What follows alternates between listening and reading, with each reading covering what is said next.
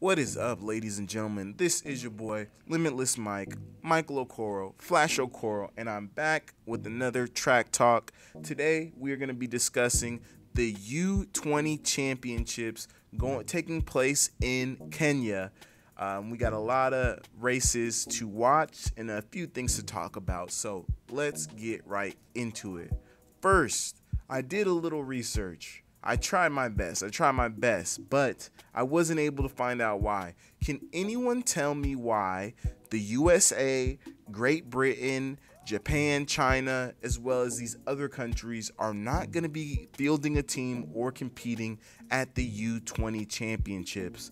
I was going through the heat sheets and I'm like, man, no, there's no American athletes. I did a little research and I did see that some countries weren't going to be competing, but I wasn't able to find why. This is an event where, most track meets, and I have to preface this by saying I'm an American, but most track meets, America can field a great team. They can field a good team, and I think especially at the U20 Championships, junior nationals, or world juniors, world youths, all those. I think those are the places where America can field a better team more than sometimes even in the Olympics or in the senior world championships. I feel like, just some American youth might be better than the rest of the world or more developed, etc.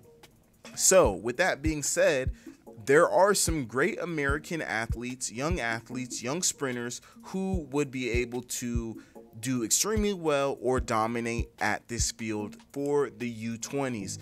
There's Jalen Slade, there's Arion Knighton. I know he just ran in the Olympics, so he really wouldn't want to run in this. He might not even be eligible to do this since he is a pro, but I'm just giving examples of some people who are under the age of 20 who could go out here and run a great race. But we don't have that. We don't have a team at all in a year that we could be dominant or give people at least an opportunity to go and run at a high level, at an international level, and just travel, see the world, go to another country, etc. Because, not everyone's going to go pro, but this is one of those once in a lifetime experiences that you're going to be able to experience traveling to another country to run the sport or do the event that you love to do. So I am kind of slightly sad or disappointed that we're not going to be fielding any athletes. I would like to know why. So if anyone knows why, please let me know down in the chat. Let me know why we as USA did not field a team, or why Great Britain, China, Japan, etc. Did not field a team. It could be due to scheduling or health concerns. It could be due to anything, but if you know, let me know. And with that being said, with all that being said, with no America, with no Great Britain, it opens the door for other countries to shine. And as I don't have all the heat sheets or start lists, I do think, at least in the male sprints, I'm going to go over the 100 and 400. It gives a lot of these African countries and just some other countries an opportunity to really perform, shine, and dominate. So let's get into it. Let's get into the boys. So, onto the boys 100-meter dash. This is going to be a very interesting race, and without the USA there is a lot of space for Nigeria, South Africa, Botswana, Italy, and everyone else to truly shine. We have a lot of people in this race who are in the 10.4 to 10.5 range, or I guess like 10.3 to 10.5 range. And then we have a few marquee guys who are 10.2 to 10.1 in that range. So our top two seeds, which is going to be very interesting and could show something in the 4x1, are from Nigeria, Godson. Okay, he has a 10.13 100-meter dash this year.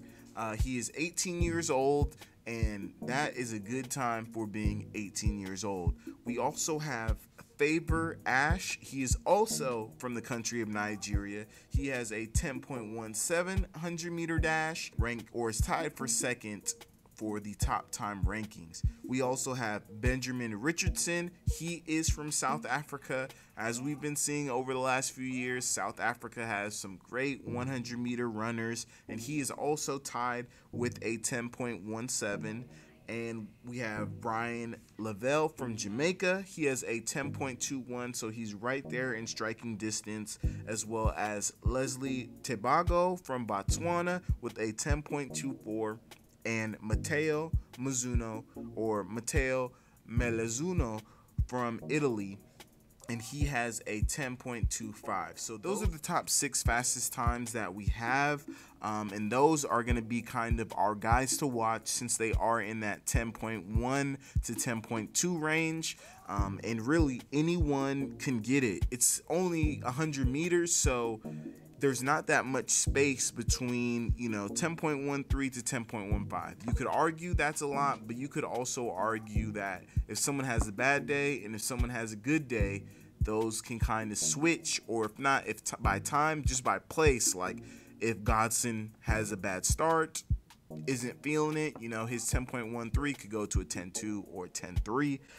and the exact opposite. A 10.24 or a 10.21 could become a 10.17 under the right circumstances. So these are kind of our top young guys to watch. Nigeria does have the 2 top seed times, and I think that can lead them into a great 4x1. In theory, if they have 2 other good runners and they have the 2 top times, they should be able to put out a great 4x100. Now, another thing that has been interesting to look at when looking at the heat sheets is just how some of these guys got into this race. Now, like I said, the average time is probably a 10.3 or a 10.4, the median or the average. And there are some guys who don't have a 10.3 or a 10.4 or a 10.5. Even the qualifying time to get into this meet is supposed to be a 10.58. But as I look through this heat sheet, there are a couple of guys who don't have a time, a personal best or a seasonal best. There is a gentleman in here who has a 11.01 seed time on here. That's his seasonable, and that's his seasonal as well as his personal best. He is 17 years old, but that's not the qualifying time, and that's also not that good for being 17 years old. So yeah, how is he in there? So we have a few people who have no seed times. We'll have to watch and see if they do place or improve, or just what they do without a seed time. We do have one gentleman who has an 11.01. We're gonna have to really watch and see what he does if he moves on. But I'm just wondering how a few of these guys got into this meet without a personal best or a seasonal best. If you know how, let me know down in the comments. Let me know. But overall, our few to watch are the Nigerians, the Italians, and the Jamaicans, as well as the South African runners in this event, in my opinion. And I'm going for the 2 Nigerians to take it 1 and 2, but we're gonna have to watch and see to know what happens. Moving on. So moving on to the boys 400-meter dash. In this one, most of the runners have a time around 46 seconds. That's going to be our average time. There are some 47s, and then we got 2 45-second 400-meter runners. First, we have Lith Pila. He is from South Africa. He is coming in with a seasonal best of 45.53 in the 400-meter dash. And then the Jamaican Jeremy Bembridge. He has a 45.94 in the 400-meter dash. And we have a bunch of athletes in the 46 range, some including Anthony Pessola from Botswana. He has a 46.10. David Mulinga from Zambia, he has a 46.14, and as well as Luis Ferraro with a 46.18 coming from Mexico, and a lot of others. Now, I'm going to have to put my money, just because this guy is so far ahead of everyone else. The winner, in my opinion, who I'm putting my money on, is Lit Pila. He does have that 45.53. So as long as he's healthy and he gets some good rest and his focus, he should win. And I do hope that he improves on that time, because that's an amazing good time. Now for second and for third, for the silver and bronze medal, that's going to be interesting, because I feel like if you're at a 46 10 or 46.14 or 46.18, that is low-key close to a 45.94. Now Jeremy, is in the silver or the second place at the moment, but I think one of these other 46 runners is going to come up and make an improvement. I think some of these guys are going to get more into the 45 range, with it being at a world champion level, with just the focus and all that. So on paper, I would have to give it to Jeremy, that he will also just improve his time, his great time of 45.94.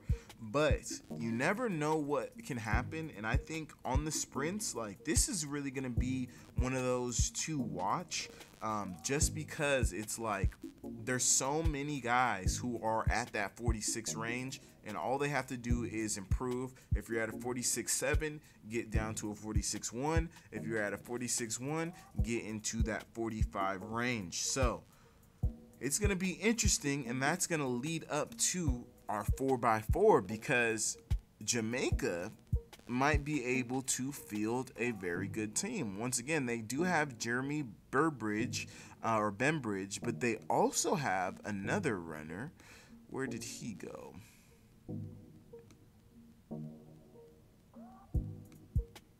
They also have Taj Ham, and he has a 46.22 400 meter time. He's not in our top 5 at the moment, but he can most definitely make a push to get up to one of those top spots. So if they have those two and they field some other runners, we might see something special from those Jamaicans. So we'll have to watch out for them as well. There are a few runners from Zambia to watch. They have David Malinga once again with that 46.14, as well as Muzala Samukanga, and he has a 46.40. So that's two other good runners. This 400 is going to be a good one to watch, because so many of these gentlemen are in that 46 range. There are a few that have that 47, but a lot of them are in that 46 and as well as 45. So we're going to have to watch and see, but let me know who you guys are going for. Let me know. Who are you going for? Who do you want? Who are you watching? Who do you want to win? This is just a preview of the boys 100 and 2. This is just a preview of the boys 100 and 400. I may do a preview of some of the other events just as heat sheets are released. But I'm interested. I'm highly interested in this event. It's a chance to see some of the talent up and coming in the world. There is not going to be any American runners, as I said before, but I'm still just going to watch and just look out and see, if anyone does anything special. So if you have anyone in mind in these events, let me know down in the comments. I hope you guys do have a great day. And it is your boy Michael O, and I am signing out.